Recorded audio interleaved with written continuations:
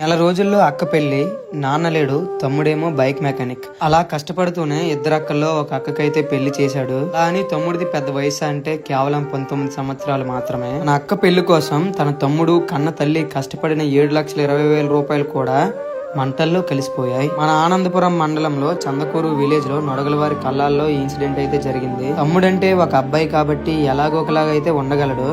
కానీ కన్న తల్లి, వయసుకొచ్చిన కూతురు కట్టు బట్టలతో వేసుకోవడానికి ఒక్క జత బట్టలు కూడా మిగలకుండా మంచం, అసలు వాళ్ళకున్న ఆ చిన్న ఇంట్లో మొత్తం అన్ని కూడా కాలిపోయాయి. రోజుకి 200 నుంచి 300 తెచ్చే అమాయకపు అమ్మ అక్కల కోసమే తన లైఫ్ ఏంటో తెలియకుండా ఒక చిన్న బైక్ మెకానిక్ గా పనిచేస్తున్న తమ్ముడు. ఆ తమ్ముడు ప్లేస్ లోనే ఒకవేళ మీరు నేను ఉన్నట్లయితే ఆ బాధ మనం తట్టుకోగలమా? ఇంకొక 2 days లో మాకు వీలైనంత హెల్ప్ చేయడానికి మేమైతే వెళ్తున్నాము. మీరు కూడా వీళ్ళకి హెల్ప్ చేయాలనుకుంటే వీళ్ళ సమస్య తెలిసేలాగా ఎవరికైనా షేర్ చేయండి. మీరు ఆ ఫ్యామిలీ కోసం ఏమైనా స్పాన్సర్ చేయాలి అనుకుంటే నా వంతు హెల్ప్ అయితే నేను తప్పకుండా చేస్తాను. ఒకవేళ మీరు కూడా నాతో పాటు ఆ ఫ్యామిలీకి అండగా నిలబడాలనుకుంటే దీనిపైన ఫోన్ పే QR పెడతాను. మీకు తోచినంత సహాయం చేయండి.